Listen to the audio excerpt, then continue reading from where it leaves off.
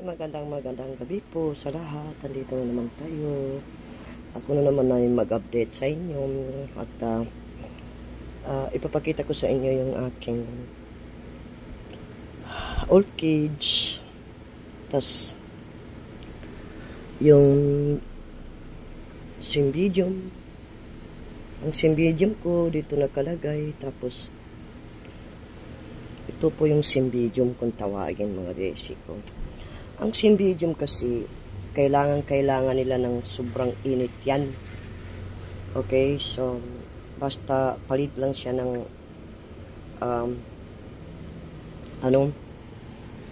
palit lang siya ng temperature sa gabi, mga basic ko. Okay, so, yan. Update ko kayo, mga basic ko, at update ko kayo sa aking arrangement sa halaman ko sa non-orchids, orchids and non-orchids, at ipapakita ko sa inyo kung paano ko po siya ina-arrange. Okay, so umpisa po tayo dito, mga basic ko. Ito po yung cymbidium kung tawagin. Okay, cymbidium. So yan mga basic ko, kung maalala nyo, ilang beses na po itong namumulaklak at sobrang init po mga basic ko. Naiinitan po siya at yan po yung nangyayari. Ayan, nasusunog talaga mga basic ko. So, ayan, pag ganyan talaga yung itsura niya, medyo dilaw, ibig sabihin yan, kailangan talaga niya ng medyo naarawan siya. Okay?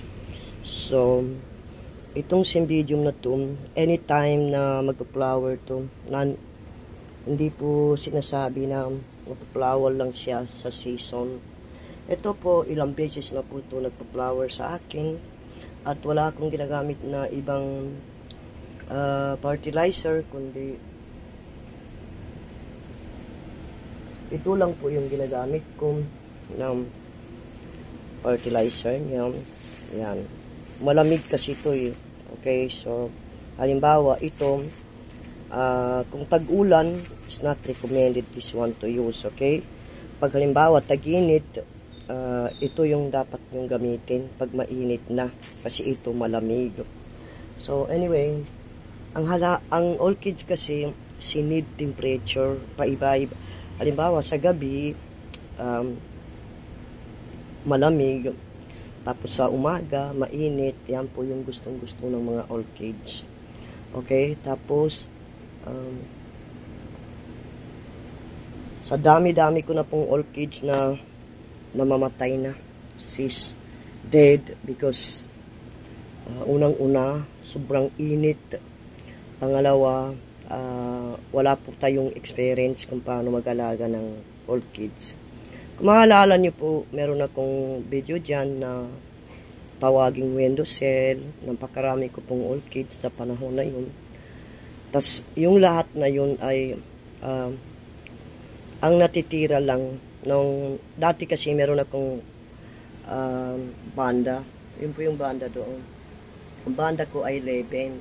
So sa 11, ang natira lang ay 5. Okay? 5 pirasong natira lang sa aking banda. Kasi nga, yun na nga, namamatay nga. Okay, so yan. Pinupot ko lang yan. Katulad nito mga basic ko. This one. Just I pot this thing. Okay, I put charcoal. And then, that's it. Linagyan ko siya ng charcoal. Kaya napakarami rin ang ayan, no, roots niya. So siguro, she's happy with ayaw niya na nakahang siya kasi unang-una minsan nakakalimutan ko po siya tubigan at least yan mayroong konting tubig na nakaano dyan. So konti lang naman kasi sobrang init dito sa umaga mga basic ko. Isipin nyo, ito na sunog oh. Sunog yan sa araw. Okay, so nasusunog po sa araw yan. At gupitin natin. Ayan, nagupit na. So, nasusunog sa araw yan mga basic ko. Okay? So, yan. Yan po yung aking cymbidium. Okay? So, Ang Anthurium naman, nandoon sa taas. Ayan. Ito, hindi ko naman yan binili. So, yan po yung mga kiki, tinatanggal ko po. Sa halimbawa sa mga katulad nito. Ayan. Ito, anosmum. Ito po yung anosmum, tawagan. Pareho yan. Ito yung anosmum ko. So, mga yan, galing dito. Okay, tinatanggal ko dito. Tapos, transfer ko sa ibang pot. Ayan ang mga basic ko. Sobrang laki ng mga basic ko, di ba? Napakalaki na niya. So, Anthurium naman nandito. Okay, nandito naman siya. So, ayan, arawan naman yan siya. Okay. Umaga kasi dito banda, medyo mainit. Tapos, nandoon yung aking banda. Nandoon naman sa kabila yung aking rose. Okay, nagpa-flower lang yan. Nakikita mo lang yan pag nagpa-flower sila. Kusa na lang lumalabas yung flower nila dyan. Tapos, yung aking Cattleya naman, napakarami na pong tumubo. At wala pa pong flowers. So, lechi. Dahil nga dyan banda, ay medyo mainit na rin dyan. Kasi paghapon, mainit dito. Dito yung araw. So, anyway, mga basic ko, yan po yung aking Cattleya. And then, nandoon po yung mga anosmum ko. Yang nasa pot na yan, mga anosmum yan. Bagong ano lang po yan. Mga 1 buwan na po. So, ito pakita ko sa inyo. Let's standing here. Okay, para makita nyo. Ito po ay 1 buwan na po, mga basic. Ayan. Tapos ito mag-1 taon na. Ayan. Ito na po yung kanyang tubo. Tapos ito naman ay ito po yung 6 month na, mga basic. 6 month po yan. Ganyan na po kalaki. Ayan, 6 month yan. So, ang ano kasi ng anosmum, kailangan lang talaga niya, mga basic ko, ng tubigan. Okay? Ang anosmum talaga, sila water, matcha. Okay? So, every morning, dinididigan ko yan. Sila. And then, dinididigan ko po ng umaga to.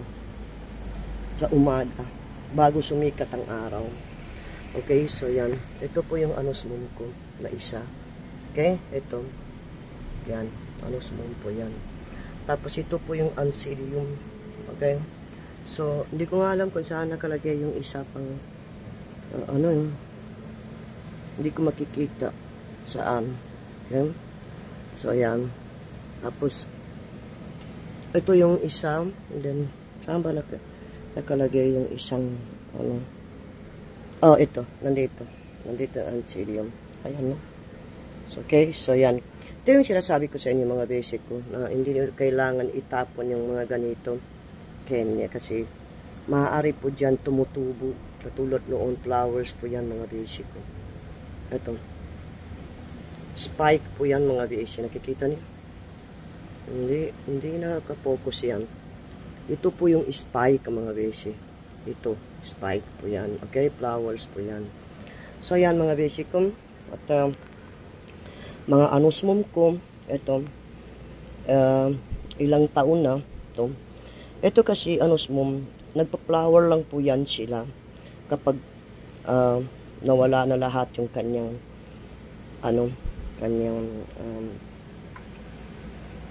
dahon. So, yan, napakahaba, mga basic. Yan. Okay, so, yan. So, kailangan talaga mahanginan yan. Okay, kasi nakikita ko yung mga iba sa anosmum nila, ay hindi po yan nakapot, nakahang talaga yan. Okay, so, anosmum, madali lang alagaan yan. Madali lang talaga alagaan to. It's not hard to care. Okay, very easy to care the anosmum. So, yan. Mas marami dito sa akin anosmum kaysa sa mga dendrobium. Okay, kasi ayan. So, mga dendrobium ko natira lang 1, 2, 3, 4, 5, 6, 7 piraso lang po yung dendrobium ko. Tapos ito po yung in-order ko kanina, dumating po yan. Ito po yung dumating kanina na ready to flowers po, mga basic ko. Okay, ready to flowers, may spike na po yan. So maraming salamat po doon sa binilihan ko. At least nakahanap ako ng legit na I found a person legit magbenta. Ilang beses na po ako na-scam. So yan, ito po yung binili ko mga basic. Ito po, yan. So ito po yung ID niya. Oncidium Prayer Red Jerry. So next time mag-order ko ng iba-ibang kulay niya mga basic. So pa-order po ako ng mga 5. Okay, so ito para meron tayo. Ito kasi ganyan na talaga yan. Namumulaklak yan talaga mga basic. Hindi ko alam kung how to take care of this one. Pag-aralan natin mga basic, okay? Kasi hindi ko pa naman ito alam kung ano ibig sabihin to. Ngayon ko lang po nasubukan to. At still, I don't have any experience about this thing. Kasi this is new. Today coming, okay? I order from Lazada. So anyway mga basic, ito po ay kiki po. So nakahang lang po siya. So I don't try how I can put some kind of bark or let's see. Okay mga basic. So ayan. So kailangan siguro sobrang marumi na talaga yung kanyang dahon. So ayan mga basic. Okay? So dito na mabanda. Nandito yung aking mga non-orchids mga basic. Tapos nandoon yung mga iba. Ito po yung aking banda. So wala pa pong resulta. Okay? Hindi pa po natin makikita yan. So let's see. Kasi ito po yung bagong Saturn ng aking orchids. Okay? So yan. Ito binili ko ito nung Christmas, December pa. Okay? So January na tayo ngayon. So yan. Tapos ito yung aking, ito yung some kind of plants, sleeping night time and morning time open. So yan. I don't know. Kayo nang bahala. No ID for this. And ito po yung aking dendrobium dito. Okay, so yan. So nandito naman yung aking binili na nung party, nung birthday ko po mga basic ko. Ito po yung binili ko. Binili ko ito ng wala pong flowers mga basic ko. Ganyan na yan. Sobrang laki. Tapos ito po yung mini Phalaenopsis po mga basic. Ayan. Kita nyo, napakaganda ng tubo nyo. So, sirasan ni water mga basic ko. Ito kasi Phalaenopsis, siguro ito yung nabuhay sa akin kasi dati kasi mga basic ko, overwatering. So now, the Phalaenopsis, at least alam na natin kung paano siya iti-taking. Okay? So, ito mga basic ko, bago pong leaves to. Okay? Ito dati, ang alam ko yata, 4 lang yung ito po yung panibagong, panibago pong niya, bagong leaves ng mini Phalaenopsis. Okay? So, ito po yung napakalaki dito. Ito po yung napakalaki. So, 3 po yung Phalaenopsis ko. Okay? So, hindi ko nga po alam kung mabubuhay po. Let's see. Okay? So, yan mga basic. So, pagdating naman sa tubig mga basic ko, pagdating naman sa watering mga basic ko, ang ginagawa ko kasi dito, okay? Ginagawa ko dito sa orchids ko, tulad niyan, umulan kanina, walang araw, and then, ginagawa ko, pag ulan, hindi ko po siya dinidiligan mga basic ko, pag walang araw. Pag may araw naman siya, ginagawa ko po, ay every 2 days po mga basic ko. Tulad ng, dendrobium every 2 days. Okay? So, ito po yung aking Cattleya. Ito. So, no tag po yan. Wala pong tag yan. Hindi ko po alam kung anong tag yan. So, I don't have any idea about this one because wala pong tag yan. And then, ito po yung aking Christmas cactus po mga basic ko. I just put here because this one is morning time. Nakakaano ng araw. Nakakaano po ng araw dito, banda. Okay, so itong banda na to, pag umaga, naarawan po mga basic. Okay, so Naarawan talaga dito mga basic ko. Okay? So, ayan mga basic ko. So, kapag araw naman mga basic ko, sobrang init. Every other day po, dinididigan ko po yan sila. Katulad nito mga basic ko. Ito po ay anosmum. Okay? Anosmum to mga basic. Ayan po, anosmum po yan. So, ito, ilang buwan na po ito. Okay? Ilang buwan na. Kita niyo? Pag ang ano nito ay, siguro nito, kapag linagay ko ito sa pot, siguro mas ganito na yung kalaki niya. Okay, mga basic ko ganyan. Anosmum kasi love water. Okay, you have to put water. Katulad niya, nakadikit po sa kahoy. Okay, so hindi po maganda itong kahoy na to kasi I supposed to take wood na yung mabasa-basa. Okay, kasi itong mga ganitong anosmum love moist. Okay, si love moist. So, katulad niya mga basic ko, kita niyo? They love moist. I don't know what happened my camera. Hindi masyado siya kasi nakaano. Ayan. Hindi siya masyado malinis. Okay? So, ayan, malinis na. Ayan. Ito po mga basic ko, anosmum ko na yan. Okay, hindi ko po binili yan. Bali, ginawa ko kasi dyan, transfer lang. Halimbawa, pag may nakikita akong kiki na maliit, tinitransfer ko po sa iba pang pot. Okay, so yan, every other day ko yan dinidiligan mga basic ko. Nakikita niyo? Napakaganda po ng tubo niya. Oh, kita niyo? Oh. Nahanginan kasi, ang anosmum sa pagkakaintindi ko sa anosmum ay she need air. Okay, hangin.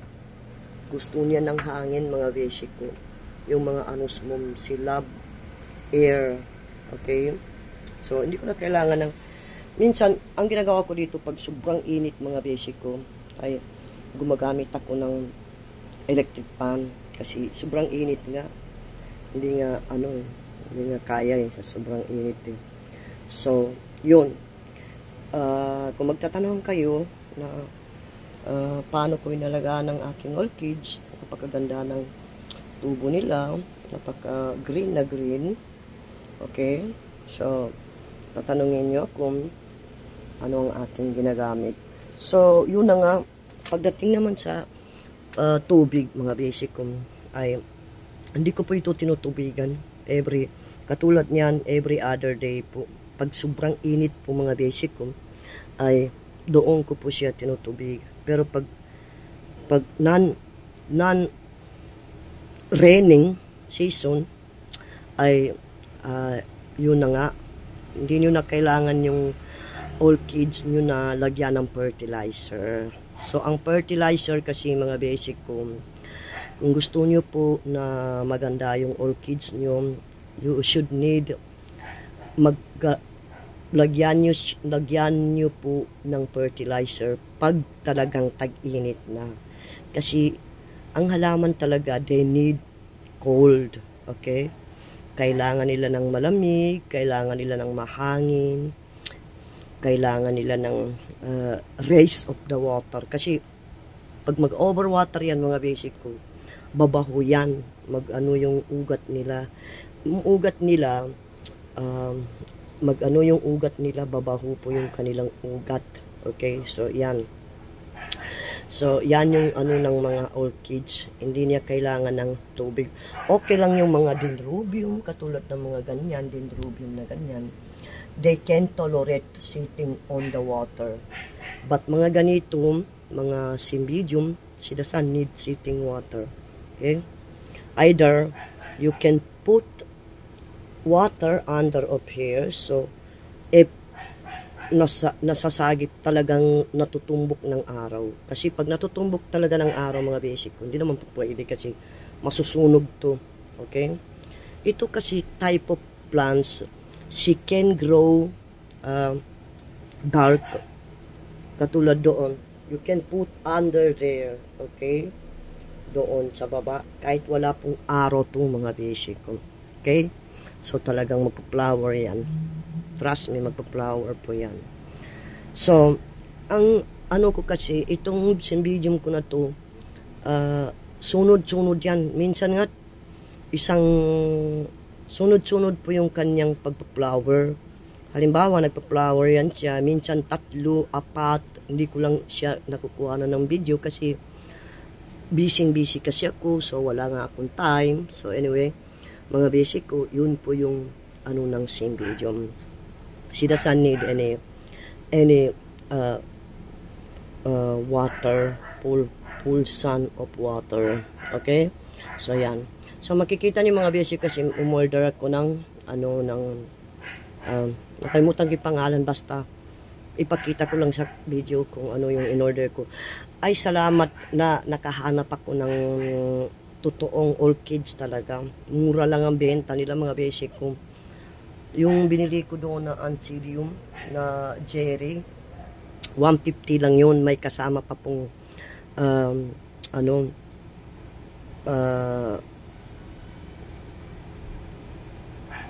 Dendrobium na ready to flowers na mga basic ko. Tuwan-tuwa talaga ako, napakasaya ako doon sa seller kasi nga sa wakas nakahanap ako ng seller na honest, na talagang totoong orchids. Okay, so ito na nga, I think so I will collecting the Jerry, that one, the one I ordered there, kasi mura lang sa kanya kasi mayroon siyang gift. So I think so I will taking this one, all color of this Anthurium. So I will take it the all color of that one. So pag-aralan ko muna kung paano alagaan yan, kasi siyempre hindi ko nga po alam kung paano alagaan yung Anthurium. So anyway mga basic ko, hindi ko na po pahabain pa ang sasabihin ko, at maraming salamat po doon sa nag-subscribe sa akin. Sana po hindi kayo magsasawa panoorin, at kung gusto niyo po talaga na tatanungin niyo ko, pwede naman kayo mag-comment at sasagutin ko po kayo, at para po at least kahit papaano naman may tulong ako sa inyo. Okay, so hindi ko na po pahabain at hanggang dito na lang po. Maraming salamat po sa lahat ng aking followers, aking subscriber sa YouTube. At ito na po ang aking bagong bahay ng aking orchids. So yan. So yan mga basic ko. Okay? So katulad nito, dito malamig dito mga basic ko na ganitong oras. Okay? So hanggang dito na lang, at good night sa lahat, and see you next time. Basta may flower, i-update ko kayo at ipapakita ko sa inyo yung aking pong halaman, aking orchids, non-orchids at orchids po. So bye bye po. Bye. God bless all of us.